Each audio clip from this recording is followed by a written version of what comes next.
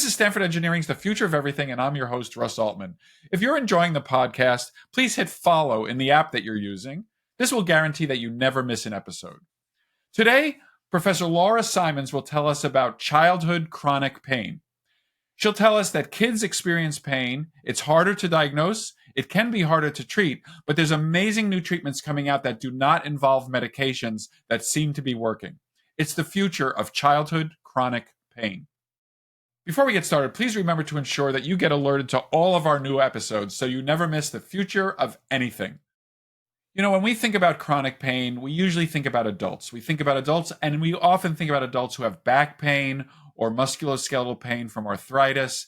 We think about how they're treated. We're trying not to use opioids because there's an epidemic going on. Other things can work. But what we don't think about is children. And you know what? 25% of children, we will learn, have chronic pain. And it's heartbreaking. They're young. They should be enjoying their childhood and their early adulthood. And instead, they're dealing with bone pain, body pain, headaches. Many of this is not related to things like cancer or infection that, of course, causes pain as well. So Professor Laura Simons is an expert at childhood chronic pain. And she's an expert at how to diagnose it. She can tell you how difficult it is to explain what's happening to a young person, and she's an expert at the new treatments that are emerging to help these folks. There's virtual reality, there's sensory retraining, and there's short classes, as short as an hour and a half, that can have long-term benefits to the patients. Laura, what is the scope of the problem of childhood pain? Help us understand where the pain is happening and why. Yeah, so I want to start out by saying that many folks don't even recognize that chronic pain happens in children. There's about a quarter of young people who suffer with chronic pain at some point during their childhood. This can include the more common symptoms such as headache or abdominal pain. But many folks don't recognize that many kids have musculoskeletal pain, perhaps after an injury or surgery or an infection or illness. And many of those folks go on to experience chronic pain in adulthood. So we have estimates now that 2/3 of young people transition from adolescence into adulthood with persistent chronic pain. Wow. So the problem is pretty significant. And estimates from about 10 years ago indicated that almost $20 billion a year is spent treating chronic pain in childhood. And we can just imagine how much that's escalated over the past few years. Great. So, and in your response, you mentioned a couple of the causes, but I want to make sure that people have a sense of like where this pain comes from, because I think people think, okay, kids with cancer must be having pain. Kids who are athletes and break their leg or have a cartilage injury, but I don't think people have a really good sense of exactly where that pain is coming from. And you mentioned things like infectious diseases and other things. So could you just expand for us a little bit, like what kind of pain are we talking about? What are the sources? Well, interestingly, some of these estimates that I'm describing are actually young people with non-disease related pain. So this doesn't even include the scope of individuals who have cancer-related pain, arthritis, and other rheumatoid conditions such as lupus. This is really individuals who have non-disease related pain conditions. For example, migraine and headache. It's really interesting actually, even from a developmental standpoint. Young people before adolescence, we see equal numbers of females and males who have migraines. And then when we hit adolescence, that proportion shifts dramatically. And we see much more young females having persistent migraine, and many of those migraines in young boys resolving. So we do see this kind of uneven distribution of about 75 to 80% of young people are females with chronic pain conditions. So, you hear about kids having some pain, musculoskeletal pain when they're growing up. In fact, people call it growing pains. I don't even know if that's a thing. So I'm guessing that the diagnosis of pain is much harder in children and even in like adolescents, because they might not even have the vocabulary or the life experience to know what is not pain and what is pain. They haven't, perhaps they're early in their life, so their experience has been much more limited. So is it a diagnostic challenge? Very much so. We actually have someone in our group who focuses on diagnostic uncertainty as it relates to the non disease related pain journey. We see that about 50% of young people and their parents aren't even clear on the diagnosis that's causing the chronic pain that they're experiencing. So that contributes to a very complex treatment journey where they're seeing multiple providers, they're getting a lot of unanswered questions, and the treatment regimen then can result in a number of tests, procedures that can be potentially even traumatizing to the young people and their parents. And of course, when you're talking about pediatrics, there's kind of three people in the room, so to speak. There's the physician, there's the patient, and then there's the parent, appropriately. But I'm guessing that creates a dynamic. Are parents good at telling when their kids are having pain, or are they in denial about it because it's not part of what they're expecting as part of the parenting experience? Where do the parents play into all of this? Oh, I mean, the parents are really critical to the whole journey. We see, it's so incredibly important to include the parents and assess like how they're coping with it. Oftentimes you have a parent who's highly concerned about their child who is experiencing persistent pain because the child's not able to attend school. They see them limited in their social interactions, in their participation in their hobbies and sports activities. So we see parents who are in, a high level of distress, trying to seek the appropriate level of care for their child. Some of the work that we've done in the past few years has really suggested that they want treatments and they want behavioral treatments earlier in the process. They're seeing that these are being offered in tertiary care rather than frontline in the pediatrician's office.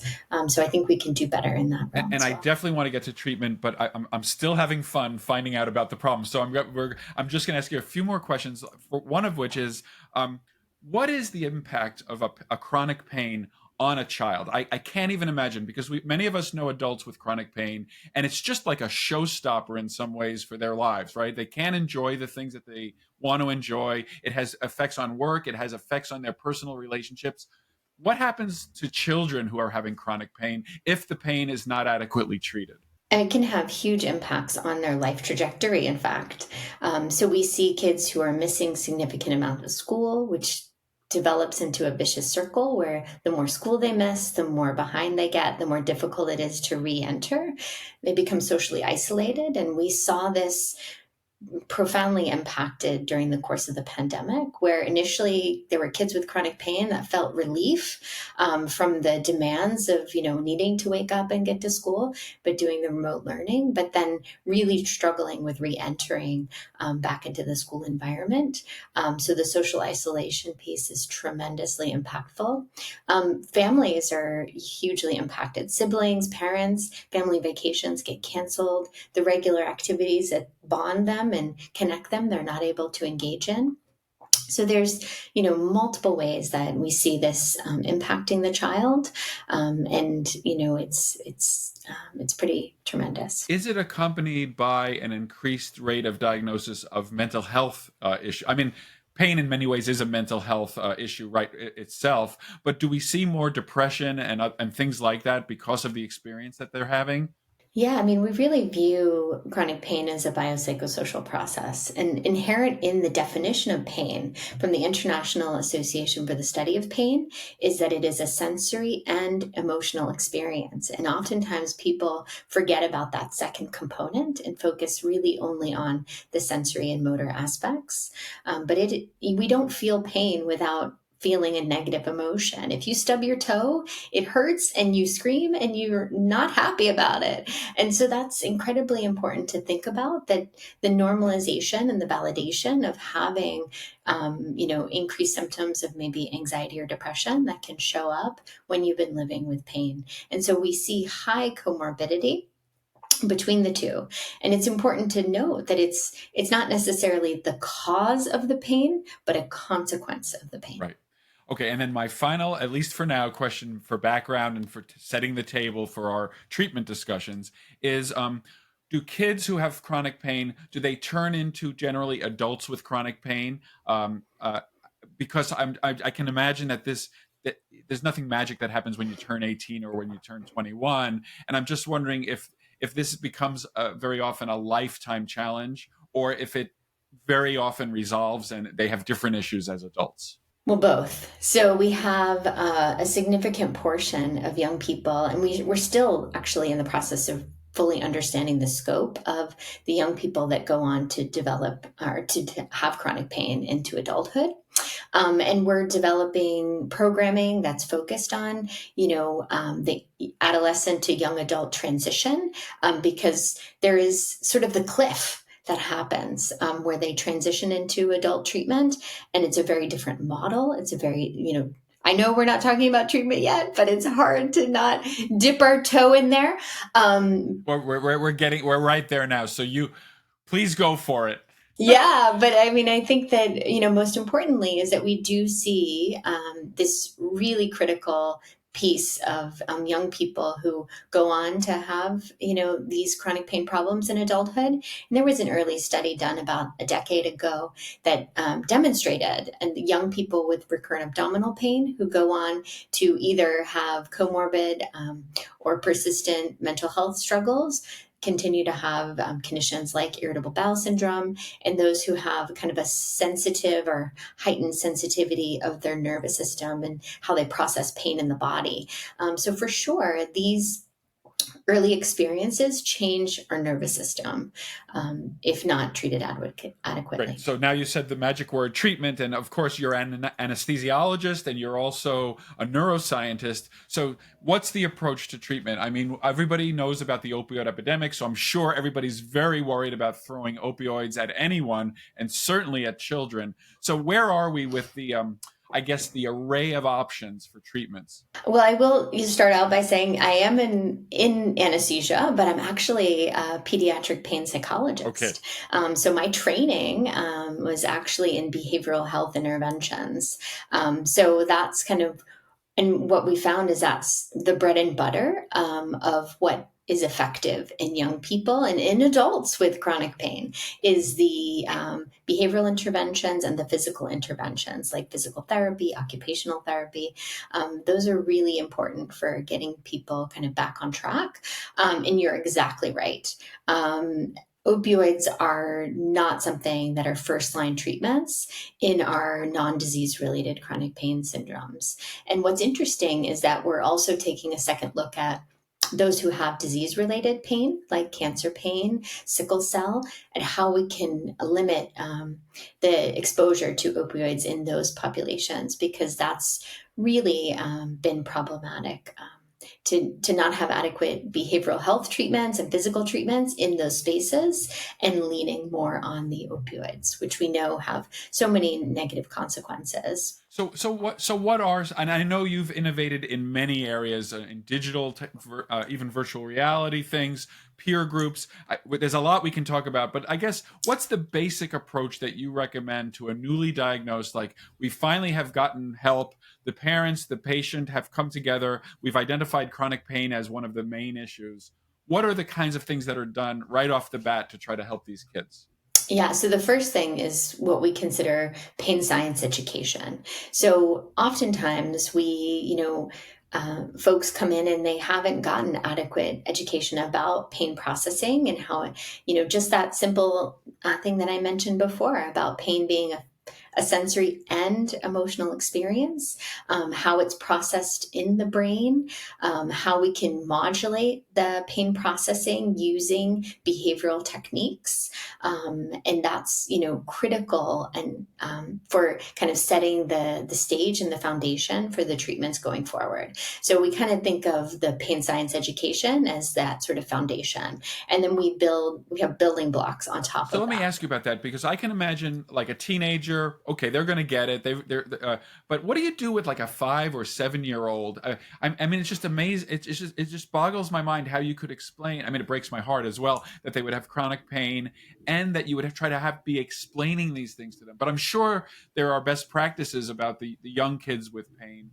What is the approach? If you can just give us a feeling for how it goes. Yeah, I mean, I will say that the kind of peak age of onset of chronic pain in young people is Okay. adolescence. So we don't see a lot of young kids. Like generally, we don't see a lot of kids under the age of 9, Okay. maybe a few 7 or 8 year olds. So in general, our kind of mass population is going to be our kind of young adolescent or mid adolescent. Um, but there are some really innovative tools that have come out for pain science education, comic books, as well as board games. I have a colleague in Australia who developed a series of books that are focused on targeting pain education in 8 to 12-year-old children. So really, there are some innovative tools that can help break it down into kind of more friendly and kid oriented language. Okay, so you tolerated my interruption about that, but go ahead. So the first thing is to kind of teach them kind of how we think about pain and perhaps how they should think about pain, and then what happens next?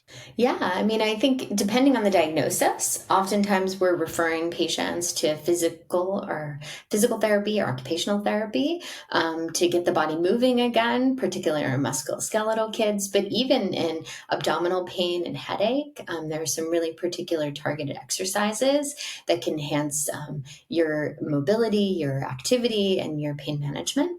And then, really, the fundamental aspects of, pain psychology or behavioral health interventions. So this can come in many forms. We keep innovating for, additional forms that we can introduce it. There are now, apps that folks can use that will walk them through kind of the fundamentals of pain management from a behavioral health lens. We offer a class, like a 90-minute class that was developed actually with adults. So it's been delivered by Beth Darnell, the Empowered Relief class, to over 10,000 adults with chronic pain at this point. So we're like, we need to be able to do this for our young people. We're now launching that class in an adapted, teen-friendly form. But that's kind of low-level intervention. And then we have group-based workshops, individual one-to-one behavioral health coaching, interdisciplinary interventions that involve psychology and PT working together with the patient, particularly if they're feeling fear avoidant or concerned about re-engaging in activities. Getting that sort of multidisciplinary in the moment approach can be really critical for shifting where they're at. And then we have even intensive interdisciplinary pain treatment programs, which is a mouthful. But essentially, that's where patients come in for 5 days a week, several weeks, all day to get an intensive program that involves physical therapy, occupational therapy, pain psychology. And, early in my career, that's where I started. And it was like incredible. We'd see these kids come in wheelchairs, on crutches, and they would leave running. And so it was really moving. They used to call me Dr. Tears because we'd give like a graduation speech at the end. And I'd be, just really moved by seeing how much these kids have evolved and the parents, they get their kids back. And that can be incredibly moving as well. Well, you've given us an amazing smorgasbord of things to dive into a little deeper in the next segment. This is The Future of Everything with Russ Altman. More with Laura Simons next. Welcome back to The Future of Everything. I'm Russ Altman, and we're speaking with Professor Laura Simons from Stanford University. In the last segment, Laura told us about chronic pain in children, how widespread it is, a quarter of children, how difficult it is to diagnose, and some of the approaches to treatment. In this segment, we're going to talk about a class that can markedly change their experience of pain. We're going to talk about the use of virtual reality, and we'll talk about how we can sensory retrain the experience of pain to help it make it more manageable. And so, Laura, I want to key in on one thing you mentioned, which is this program called Empowered Relief. And you said it was initially, I think, developed for adults, but you and others have modified it for kids, and then I think you said 10,000 or something like that. So tell us more about what's the main idea behind that program and how does it work? Yeah, so this is a tremendous program that was developed by Beth Darnell here at Stanford. And she developed it as a brief class that could be delivered free of charge to patients as a first line treatment. It encompasses a pain science education component, as well as introducing three key skills. So there's like a relaxation component where you learn how to kind of modulate your kind of physiology. There's a second component that involves identifying unhelpful mindsets Ah, related to pain.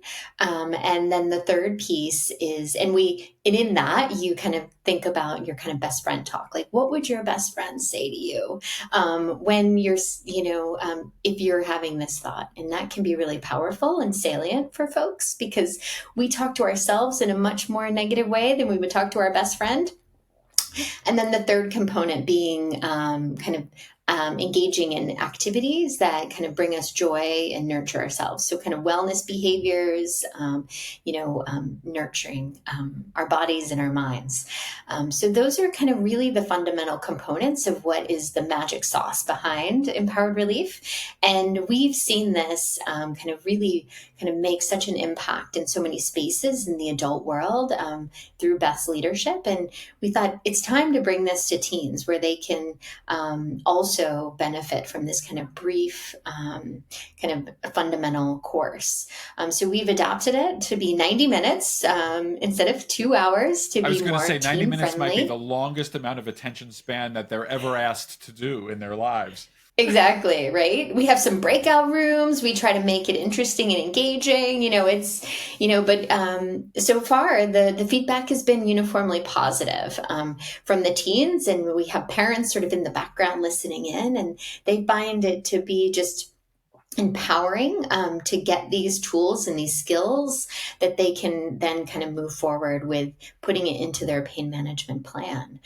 So it's been really well received, and we're excited. Myself, my colleagues Lauren Harrison, Rashmi Bhandari have been working closely to kind of get this disseminated. And what's really beautiful is it's highly scalable. So it doesn't have to be just something we do within our clinic. It can be something that can be developed and distributed in community health centers and other spaces. It's been delivered remotely, so over Zoom. So it also reduces a lot of the access barriers with having to get into the clinic or to get to a particular space. We've actually been working on translating into Spanish as well. And we have folks who are getting trained in delivering in Spanish. So we're really excited about, from the get-go, making it more scalable and accessible and reducing some of the disparities and equities. And it's quite remarkable that it's a single class. Do you have to do refreshers over time, or does that one class really seem to be sticky? TBD. That's part of the research plus clinical piece is really determining how that's going to shake out. From the adult world, we can see that one class has an impact, and it's in Dr. Donnell has actually run a study comparing this one class to 8 weeks of cognitive behavioral therapy for pain and found equivalence Whoa. in effects. So that's pretty impactful Yes. and certainly much more scalable. And just as a side comment, it sounds like a set of skills that we could all use actually for many different things other than pain. But that'll be a different podcast. I know you're doing work on virtual reality. You mentioned Zoom, but I bet you it goes beyond Zoom. Tell me, what are the promises? I mean, I'm starting to see a lot of goggles and a lot of things that are coming out. Is are those or things like them showing promise? Oh yes, and it's been really fascinating to kind of follow the virtual reality field because it used to be just highly inaccessible and so niche to have access to the headsets, but now you can get them for less than $300, and there's even settings now where you can get a prescription for VR goggles Oh, for treatment of low back pain in adults. We want to get there with kids. that might be covered. Prescription as in covered by insurance, perhaps? covered by insurance, FDA approved. So that's been a huge breakthrough in innovative treatments. Right now, we're doing VR enhanced physical therapy. So this is really targeting young people who struggle with movement and re-engagement in activities. And this kind of provides that kind of oomph to get over the hump, to increase their movement and physical activity. So we have some great stories and testimonials, and visually we've seen these kids who've really been unable to walk or put any weight on a particular foot, and in VR they're able to do so, and then they can translate that outside the headset into the physical therapy treatment that they're doing. That is just remarkable, and will make me look at those goggles with in a different way going forward.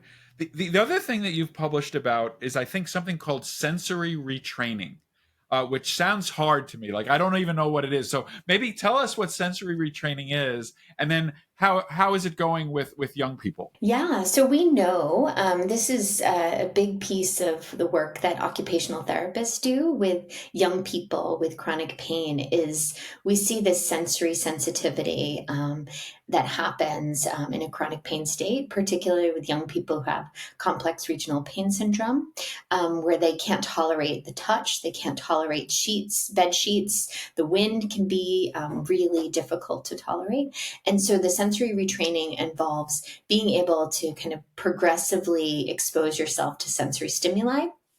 And we see a lot of young people, even beyond CRPS, who struggle with this.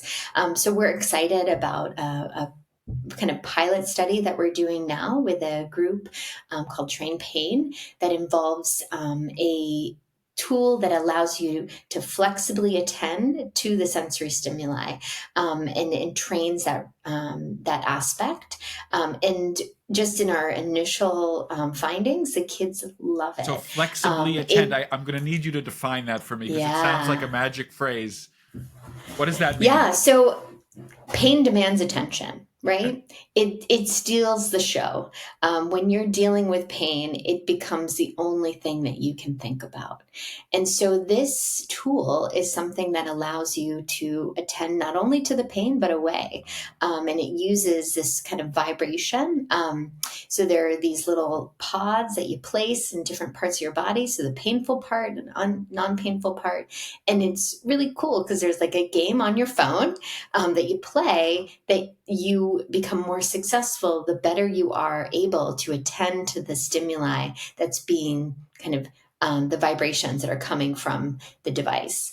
So this allows you to flexibly attend to and from while you're succeeding in the game.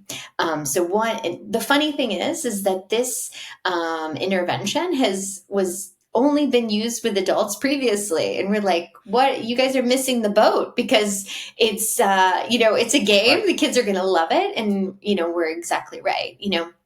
This is the first time that I've done a study where we have, kids participating in their treatment 15 minutes a day, and they're doing it every day. I've never, usually adherence is up and down, but kids are loving this. And they're finding it to be really beneficial for like managing their pain and feeling that they have a concrete tool that they can use. So we're excited to see where this goes. And again, this is, all can be done at home. So it provides kind of a greater accessibility. Well, this has been fantastic, because we've had this conversation and we've hardly talked about drugs. I'm sure that medications play a role, and that, again, that can be a discussion for another day. But the remarkable thing is we've just spent this time thinking about all of these other options that can be deployed. So that gives us huge excitement. So thanks to Laura Simons. That was the future of childhood chronic pain.